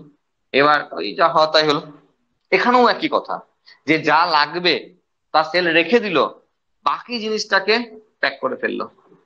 এখানেও তাই, যা লাগবে রেখে দিল, বাকি জিনিসটাকে প্যাক করে ফেললো। এই যে স্ট্রাকচারটা, এটাও কিন্তু ওয়ান টাইপ অফ লাইসোজোম। একে বলা হয় রেসিডুয়াল বডি, রেসিডুয়াল বডি মানে অবশিষ্টাংশ যেগুলো, সেগুলোকে প্যাক করেছে, এগুলো রেসিডুয়াল বডি। তাহলে এটা রেসিডুয়াল বডি, তাহলে এটাও লাইসোজোম, এটাও লাইসোজোম, আগে যেটা ছিল প্রাইমারি সেটাও লাইসোজোম, আবার এটাও লাইসোজোম, তাই না? এই যে প্রাইমারি এটা, সেকেন্ডারি ক্ষেত্রে হেটারোফ্যাগি এটা, অটোফ্যাগি এটা, সরি অটোফ্যাগি এটা, রেসিডুয়াল বডি এটা। এবার কি করবে, এটাকে সাইডে নিয়ে আসবে, দিয়ে সাইডে নিয়ে এলো, দেহের মধ্যে যে আবর্জনা গুলো ছিল, এখানে মেমব্রেনটাকে ড্যামেজ করে দিল, ছুঁড়ে ফেললো, বেরিয়ে গেল সেল থেকে। এই জন্য এটাকে বলা হয় বহুরূপতা, বহুরূপীর মতো রূপ এ দেখাতে পারে অনেক কিছু, হ্যাঁ, সেই জন্য এটা লাইসোজোমে ব্যাস। নেক্সট ভ্যাকুয়াল, next হলো vacuoles. These are the membrane membrane bound space found in the cytoplasm. It contains water, sap, excretory product and other materials not useful for the cell, not useful for the cell. তার মানে vacuole হলো অন্য কিছু নয়, সেলের সাইটোপ্লাজমের মধ্যে membrane bound structure, যার মধ্যে বিভিন্ন জিনিস স্টোর থাকতে পারে, হাওয়াও হতে পারে, জলও হতে পারে, এবং সেক্ষেত্রে কোনো এক্সক্রিউটরি মেটেরিয়াল মানে কোনো রেচন পদার্থ হতে পারে, এবং অন্যান্য মেটেরিয়ালও হতে পারে, ফুড হতে পারে। এগুলো যে কোনো কিছুকে, আয়ন হতে পারে, ডিফারেন্ট টাইপস এর আয়ন স্টোর করে, হ্যাঁ, ভ্যাকুয়ালের অন্যতম কাজ। তো এগুলোকে স্টোর করতে পারে। আর কি বলা হচ্ছে, vacuole is bound by a single membrane call tonoplast. আর in plant cell vacuoles can occupy up to 90% of the cell, total cell. দেখো আমরা এক ঝলকে দেখিয়ে দিই ভ্যাকুয়ালের খুব ছোট্ট জিনিস, খুব বেশি ঝামেলার কিছু নাই। ধরো একটা, আমরা জানি ভ্যাকুয়াল অ্যাকচুয়ালি প্ল্যান্ট সেলের বৈশিষ্ট্য। অ্যানিম্যাল সেলে ভ্যাকুয়ালের সংখ্যা কম থাকে এবং ছোট ছোট থাকে। প্ল্যান্ট সেলে ভ্যাকুয়াল প্রথমে ছোট ছোট থাকে, অনেক থাকে, সেগুলো আস্তে আস্তে জুড়ে জুড়ে ফিউজ করে একটা বড় ভ্যাকুয়াল তৈরি করে। একাধিকও থাকতে পারে। এবার ধরো সাপোজ এটা একটা সেল, সাপোজ এটা একটা সেল, কোনো কোনো সময় দেখা যায় এই সেলের মধ্যে ভ্যাকুয়ালে এমন হাল করে রেখেছে, এটা ভ্যাকুয়াল, এটা সেলের ভ্যাকুয়াল, নিউক্লিয়াসকে পর্যন্ত ঠেলে সাইডে সরিয়ে দিয়েছে, এটা নিউক্লিয়াস ঠেলে সাইডে সরিয়ে দিয়েছে। ওই যে বলছে না 90%, up to 90% of the total sell can occupy, তাহলে এর 90% জায়গা দখল করে রেখে দিচ্ছে, এমন হতে পারে। তো যদি, হ্যাঁ, যদি এমন হয় যে এ প্রায় গোটাটা দখল করে ফেলছে, তখন তাকে একটা স্পেশাল নাম দেওয়া যায়, প্রাইমোডিয়াল ইউট্রিকাল, বা একটা নাম থাকে প্রাইমোডিয়াল ইউট্রিকাল। ঠিক আছে, বলছি যে টোটাল সেলটা যদি ম্যাক্সিমাম জায়গা দখল করে ফেলেছে, এরকম করে হয় যদি, হ্যাঁ, মানে ভ্যাকুয়ালটা এমন আছে যে প্লাজমা মেমব্রেনের গায়ে গায়ে ভ্যাকুয়ালের মেমব্রেন রয়েছে, প্রায় গোটাটা দখল করেছে, তখন এটাকে বলা হয় প্রাইমোডিয়াল ইউট্রিকাল। ভ্যাকুয়ালের যে মেমব্রেন তাকে বলা হয় টোনোপ্লাস্ট। ব্যাস, একটা জিনিস প্রাইমোডিয়াল ইউট্রিকাল,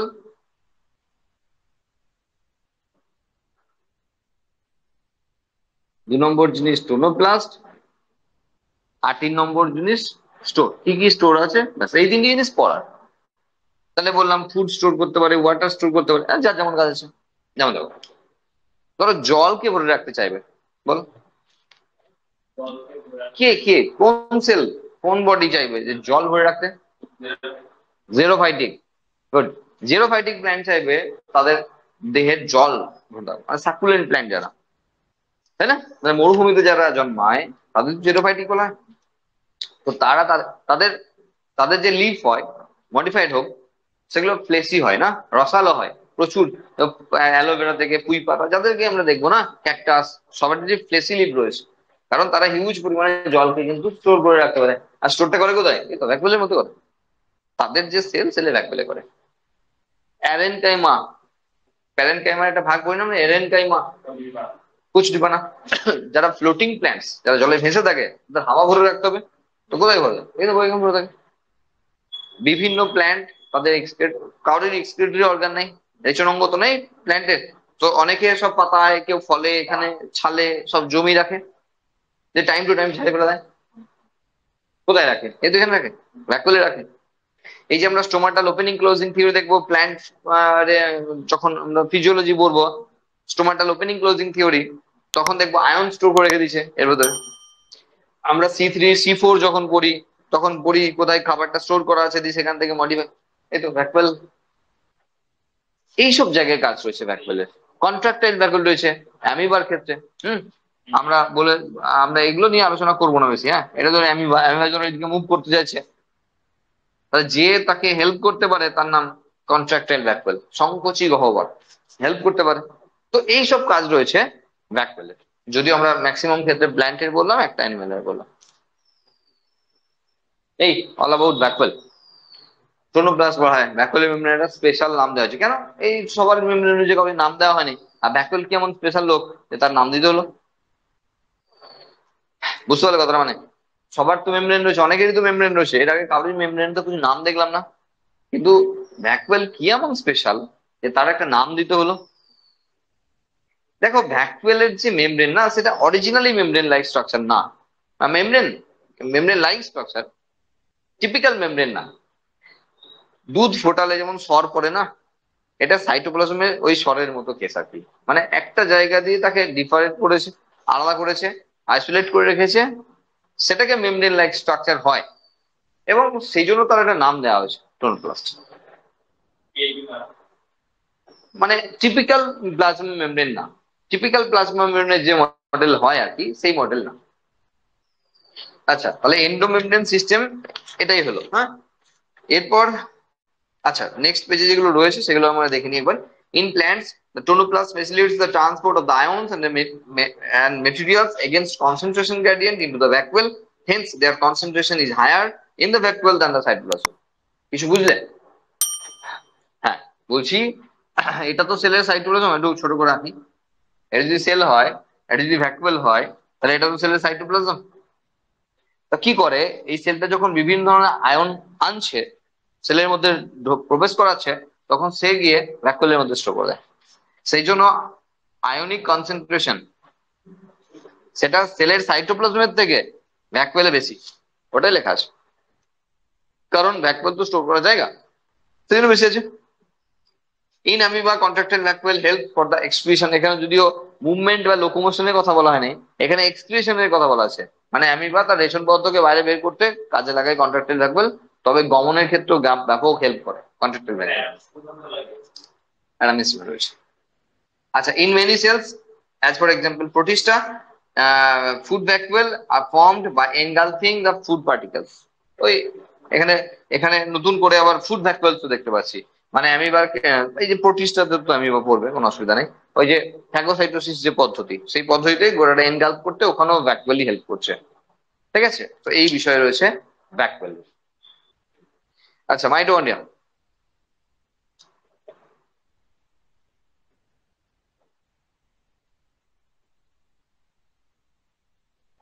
গোটা সেল জুড়ি মাইটোকন্ড্রিয়া দেখি না।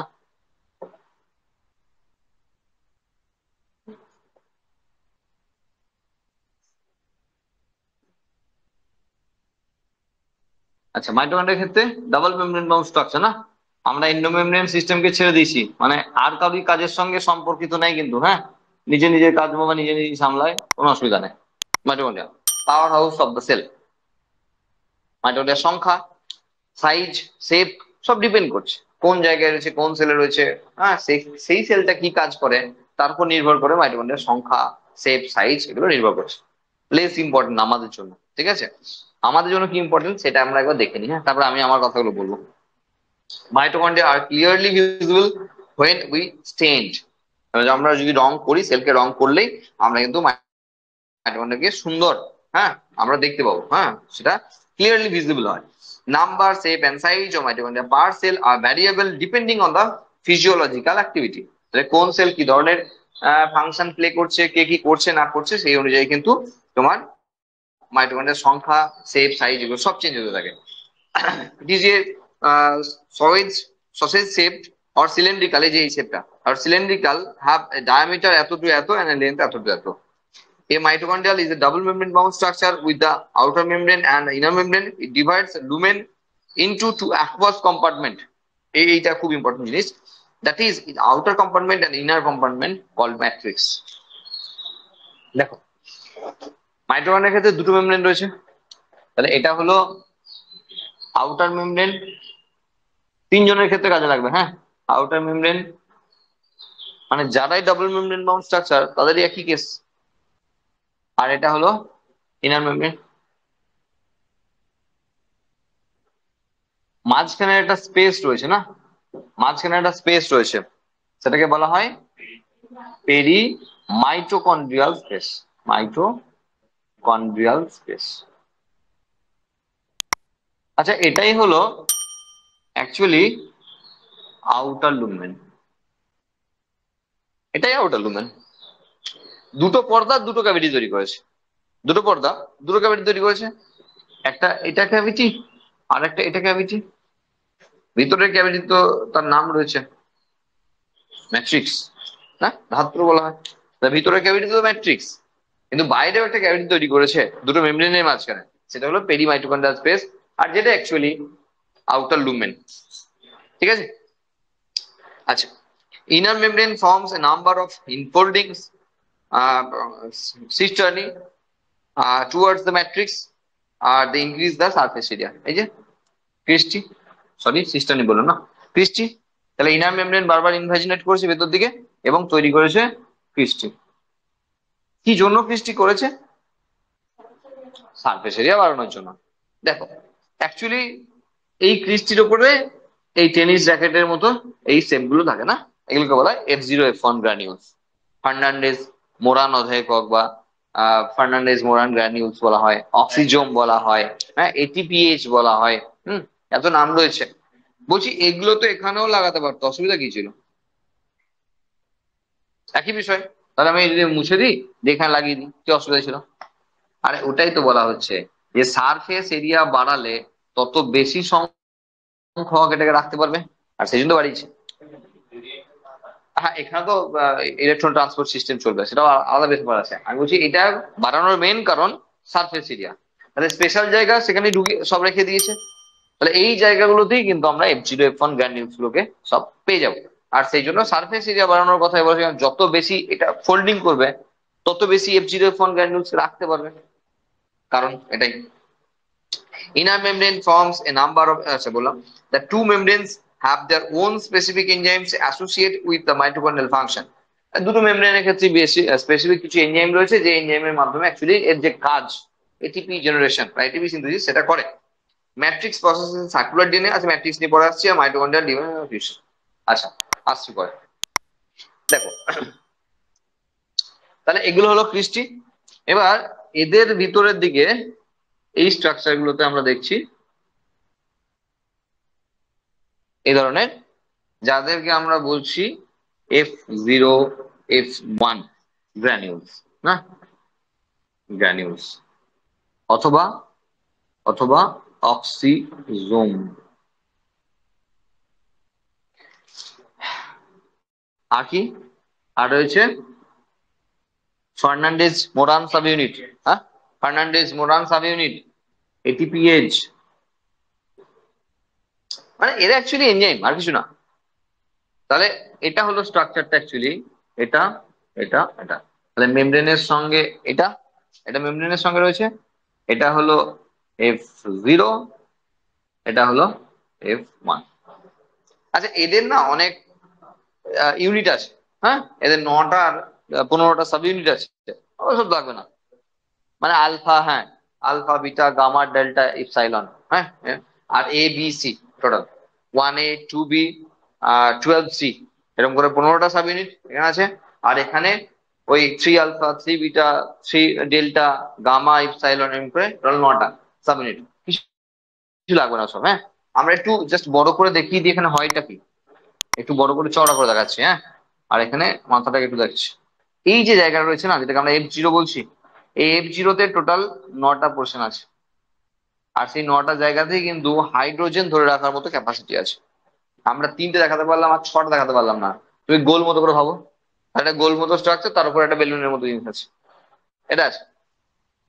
তো কি হয় যখন এখানে গ্লাইকোলাইসিস, ক্রেবস সাইকেল এ সমস্ত চালিয়ে যখন এখানে সেই NADH2 FADH2 আসে, তখন ওগুলোকে ভেঙে যে হাইড্রোজেন গুলো রিলিজ করে, আমরা দেখাবো, এটা এখন দেখাতে পারবো না, যখন অ্যানিমাল ফিজিওলজি দেখাবো তখন। কারণ আমাদের মাইটোকন্ড্রিয়া এইটুকু পোর্শন, যা বলার সব বলাই হয়ে গেছে। তো এগুলো দেখানো মানে ফালতু এক্সেস সেকেন্ড টাইম নষ্ট করা। হ্যাঁ, না না, বলছি প্ল্যান্ট ফিজিওলজিতে যখন রেসপিরেশন করবো তখন গ্লাইকোলাইসিস ক্রেবস সাইকেল দেখবো না, তখন তো অ্যাকচুয়ালি এর কাজ। তারপরে ETS আসবে, ইলেকট্রন ট্রান্সপোর্ট সিস্টেম, তখন তো এর কাজ অ্যাকচুয়ালি। বলছি ধরো এটা সেল, বলতে গেলে তো এটা ধরো সেল। এবার এই সেলটার মধ্যে সাপোজ গ্লুকোজের এন্ট্রি হলো, আমরা যা খেয়েছিলাম টেছিলাম সবগুলো, তাহলে এই গ্লুকোজ ভেঙে পাইরুভিক অ্যাসিড তৈরি হয়, গ্লাইকোলাইসিস। এরপর পাইরুভিক অ্যাসিড অ্যাসিটাইল কোয়েতে কনভার্ট হয়, অ্যাসিটাইল কোয়েতে কনভার্ট হয়, oxidative carboxylation of acetyl CoA হতো না, পাইরুভিক অ্যাসিড। তাহলে এই স্টেপে হলো পাইরুভিক অ্যাসিড, পাইরুভিক অ্যাসিড, তাহলে এটা হলো গ্লাইকোলাইসিস। তাহলে এই স্টেপ থেকে এই স্টেপে আসে, এখানে একটা প্রসেস আছে। এরপরে এই অ্যাসিটাইল কোয়ে ভিতরে প্রবেশ করে, দিয়ে চালায় কি ক্রেবস সাইকেল, না ক্রেবস সাইকেল চালায়।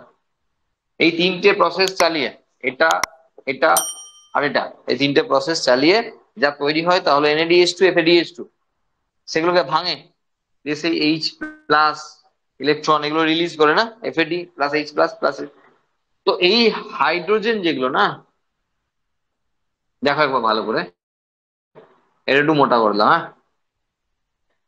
তো এই হাইড্রোজেন গুলো সব চলে আসে কোথায়? এখানে। কোথায়? পেরি মাইটোকন্ড্রিয়াল স্পেসে, আউটার লুমেনে চলে আসে। ওকে। আর ইলেকট্রন গুলো চলে আসে কোথায়? এই ইনার মেমব্রেনে যে সমস্ত প্রোটিন আছে সেই জায়গায়, ইলেকট্রন ট্রান্সপোর্ট সিস্টেমে। এই আলটিমেট যে হাইড্রোজেন গুলো ভেতরে ঢুকেছিল, এই হাইড্রোজেন গুলো আবারও আবারও এই টেনিস র্যাকেটের মতো এর মধ্যে দিয়ে, এখানে তো আছে লুমেনটা তো একটাই, এটাই, এটা, এর মধ্যে দিয়ে গিয়ে আবার এর ভেতরে প্রবেশ করে। আর প্রতিবার একটা করে হাইড্রোজেন ঢুকলে ও মোটরের মতো এরকম ঘুরতে থাকে, একটা করে পরে আগেরটা পড়ে যায়, একটা করে লাগে আগেরটা পড়ে যায়। তাহলে এখান থেকে হাইড্রোজেন একটা এসে এখানে লাগলো, এখানে বসলো, আগে হাইড্রোজেন খুলে পড়ে গেল, আর একবার ঘুরে গেল, এইভাবে মোটরটা ঘুরতে থাকে। আর এখানে actually ADP plus inorganic phosphate, ATP, এই যে প্রোটন মোটিভ ফোর্স, এর ফলে যে অ্যাকচুয়ালি এনার্জিটা পেলো, সেই এনার্জির ফলেই অ্যাডনোসিন ডাইফসফেটের সঙ্গে ইনঅর্গানিক ফসফেটকে বাইন্ড করে দাও, হয়ে গেল ট্রাইফসফেট। এটাই শক্তি। এই যে আওয়াজটা হচ্ছে না, ওটাকেই ধরো, মানে এমনি তো কিছু নাই। কারণ আমরা যখন এডিপি প্লাস ইনঅর্গানিক ফসফেট থেকে এটিপি করি, তখন আমরা তো এটাকে বোথ সাইড এরও মারতে পারি। তাই কি আছে? কিছু গেলও না, কিছু এলোও না, কিছুই তো হয়নি, তাহলে এনার্জিটা কোথায় গেল?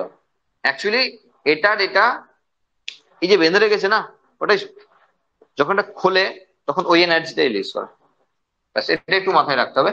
তাহলে এই যে এই মাধ্যমে কিন্তু এটা অক্সিডেটিভ অক্সিডেটিভ ফসফোরাইলেশন বলা হয়, অক্সিডেটিভ ফসফোরাইলেশন। কারণ এটিপি তৈরির যে প্রসেস, তাকে বলা হয় ফসফোরাইলেশন।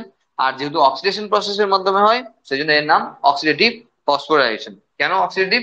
তার কারণ হলো এই যে এইচ প্লাস ঢুকলো এখানে, আর ইলেকট্রন এখান থেকে আসছিল, আর এখানে হাফ O2 নেবে, যে অক্সিজেন আমরা নিই যে কারণের জন্য, সেই সবকটাকে বাইন্ড করে এখান থেকে প্রডিউস করবে জল।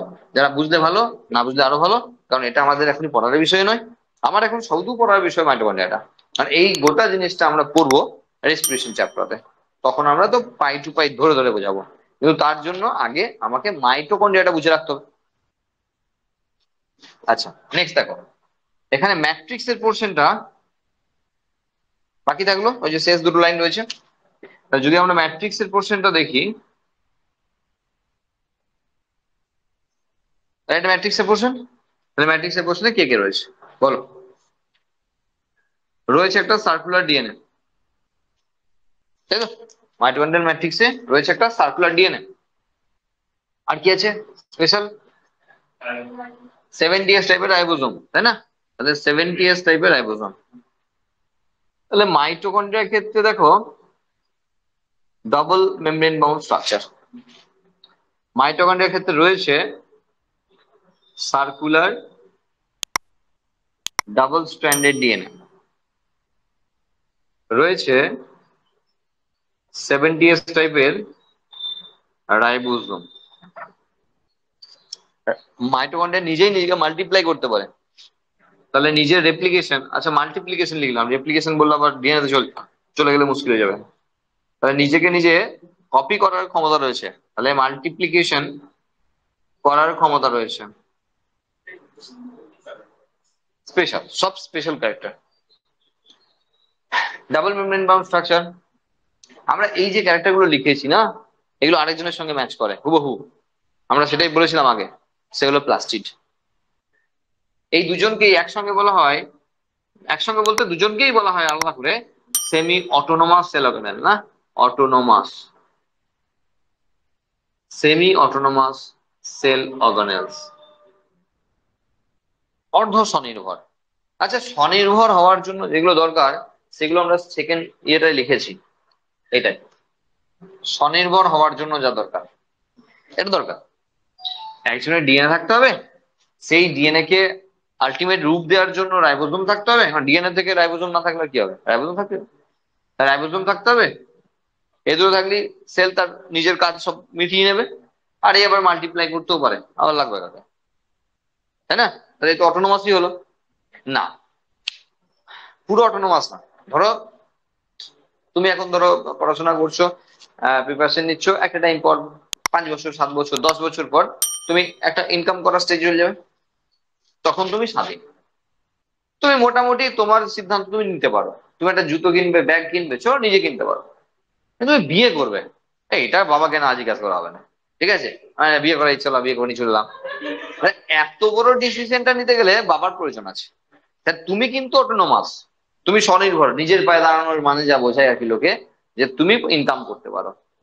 সব মোটামুটি টুকটাক জিনিসপত্র তুমি যা ইচ্ছা করতে পারো, বেড়াতেও চলে যেতে পারো, বাবাকে বললে না বললে অত অসুবিধা হলো না। কিন্তু যখন বিয়ে করবে তখন আবার বাবাকে বলতে হবে কি, তাই না? তো সেই রকম ব্যাপার আর কি, যে এরা হ্যাঁ অবশ্যই স্বনির্ভর, কিন্তু এর গোটা বিষয়টা রেগুলেট করে nucleus, brain of the cell. সেই জন্য এটা লাগাতে হলো সেমি, অর্ধেক স্বনির্ভর, পুরো স্বনির্ভর নয়। বোঝা গেল? আর ডাবল মেমব্রেনটা শুনে রাখছি আমরা, কারণ প্লাস্টিকের সঙ্গে ম্যাচ করে, নিউক্লিয়াসের সঙ্গে ম্যাচ করে, নিউক্লিয়াসের সঙ্গে এটাও ম্যাচ করে, নিউক্লিয়াসের সঙ্গে এটা দরকার নেই, কারণ সিঙ্গেল যাদের নিউক্লিয়াস তাদের আর এটা ম্যাচ করানোর দরকার নেই। হ্যাঁ, 70 রাইবোসোম থাকে না, রাইবোসোম প্রডিউস হয়, থাকে তো না। বলছি রাইবোসোম তো ওখানে প্রডিউস হয়, নিউক্লিয়াস আছে রাইবোসোম। যাই হোক, এগুলো ম্যাচ করে। তাহলে সেমি অটোনোমাস কেন বলা হয় বুঝতে পেরেছি। আচ্ছা, এবার এখানে প্রশ্ন এলো, হ্যাঁ এবার এটা প্রশ্ন এলো, যে আমরা এই এই যে ক্যারেক্টার গুলো কোথাও কোথাও কোথায় পেয়েছি মনে হচ্ছে না? এই ক্যারেক্টার গুলো চেনা চেনা লাগছে। Double standard, circular, self replicating, genetic, prokaryotic sell. তাহলে এখন মনে বড় প্রশ্ন, যে এই ইউক্যারিওটিক সেলের মধ্যে প্রোক্যারিওটিক সেলের এই সমস্ত ফিচার্স এলো কোথা থেকে? আর তার উত্তর বিজ্ঞানীরা দিচ্ছেন কি না, আগে হয়তো প্রোক্যারিওটিক সেল ছিল যে প্রচুর এনার্জি জেনারেট করতে পারতো, একদম প্রোক্যারিওটিক সেল ছিল, যে কোনো ধান দেয় না, ইউক্যারিওটিক সেলের মধ্যে ঢুকেছিল। আর ইউক্যারিওটিক সেল পাকড়াও করেছেন, তোকে আর যেতে দেবো না, তোকেই বাঁধলাম, তোকে বেঁধে রাখলাম, তুই এখানে বসে বসে এনার্জি তৈরি কর। নাহলে এই ফিচার্স এগুলো কোথা থেকে? ফিচার্স তো প্রোক্যারিওটিক সেলের ফিচার্স। তাহলে প্লাস্টিড প্লাস মাইটোকন্ড্রিয়া দুটোকেই এইভাবেই ভাবা হয়, যে এরা একটা টাইম আগে এরা প্রোক্যারিওটিক সেল ছিল, কোনো কারণে ইউক্যারিওটিক সেলের মধ্যে ঢুকেছিল, দিয়ে আর বেরোতে পারে না। এখন এরা দাসী হয়ে গেছে, দাস বা দাসী যাই বলো, মানে এরা ইউক্যারিওটিক সেলের একটা কাজ করে। এ কি করে দুজনেই জানো, এনার্জি প্রডিউস করে আর ফুড সিনথেসিস করে, দুজনকে দুটো স্পেসিফিক কাজে লাগিয়ে দিয়েছে। আর সেই জন্য দুটোকে সেমি অটোনমাস সেল অর্গানিজম বলা হচ্ছে, বা এদের অরিজিনটা এভাবে হয়েছে হয়তো। সেই জন্য 70 রাইবোসোম নিয়েও কোনো মাথা ব্যথা নাই, এটা নিয়েও কোনো মাথা ব্যথা নাই। কারণ তুমি যদি ভাবছো কি নিয়ে ভাবছো আমি জানি না, আরএনএ নিয়ে ভাবছো, নিউক্লিয়ার সাপ্লাই দেবে, কোনো অসুবিধা নেই। 80s ওখানে সাব ইউনিট গুলো আছে না, বলছি 70s এর ক্ষেত্রে যে আমরা 50 আর 30 দেখি, এবার এদের ভাগ বললেও তো আমরা সাব ইউনিট গুলো পাই না, 5S, 5.8S, 23S, 28S, এগুলো পাই না আমরা। তো এদেরও তো ভাগ আছে না, তারা জুড়ে জুড়ে হয়েছে, তাহলে কে কি জুড়ে আসবে তো স্পেসিফিক। মানে অ্যাকচুয়ালি এই যেগুলো আর এইগুলো, এগুলো তো স্পেসিফিক, তাহলে সেইগুলো জুড়ে 50 এসি হবে, 60 হবে না? আর এগুলো জুড়ে 30 এসি হবে, সেটা 40 হবে না? তাই এগুলো স্পেসিফিক। বোঝা গেল? মানে রাইবোসোম, নিউক্লিওলাস অ্যাকচুয়ালি সব ধরনের এইগুলো তৈরি করতে পারে, এবার কে কার সঙ্গে জুড়বে সেটা ডিপেন্ড করছে, যে কোন সেল অর্গানেলস এর মধ্যে এ ফর্ম করছে। সাইটোপ্লাজমের মধ্যে রাইবোসোম হলো না মাইটোকন্ড্রিয়া রাইবোসোম? বোঝা গেল কি বল? ম্যাট্রিক্স প্রসেসের, দেখো মাইটোকন্ড্রিয়া দ্বিবিভাজন পদ্ধতিতে মাল্টিপ্লাই করে, এই যে মাল্টিপ্লিকেশন কথাটা লিখিস না, আমরা ফিশনের কথা পড়েছি রিপ্রোডাকশন ইন অর্গানিজমে। তো অ্যাকচুয়ালি ওইভাবে ফিশনের মাধ্যমে, মানে মানে ওই কপি বানানোর মাধ্যমে বা দ্বিবিভাজনের মাধ্যমে মাইটোকন্ড্রিয়া তৈরি করতে পারে। ওকে। আর ফাংশন বলতে mitochondria are the sites of aerobic respiration. যেহেতু এই যে অক্সিজেন লাগার কথা বলেছিলাম, এখানে বুঝলাম অক্সিজেন লাগার কথা বলছিলাম না, অক্সিজেন ফসফোরাইলেশন, তাহলে এখানে অক্সিজেন লাগছে, তার মানে এটা অ্যারোবিক রেসপিরেশনের কথা হচ্ছে। আর তাই তো হবে, মাইটোকন্ড্রিয়া কার আছে, যারা অ্যারোবিক রেসপিরেশন করে ইউক্যারিওটিক সেল, তাদের রয়েছে না। তাহলে অ্যারোবিক রেসপিরেশন বা সবাদ শ্বসনের জন্য এই জায়গায় রয়েছে, they produce energy from form of ATP, so they can called power house of the cell. অবশ্যই এনার্জি প্রডিউস করতে পারে, এবং সেই জন্য তাদেরকে পাওয়ার হাউস অফ সেল বলা হয়, ঠিক আছে।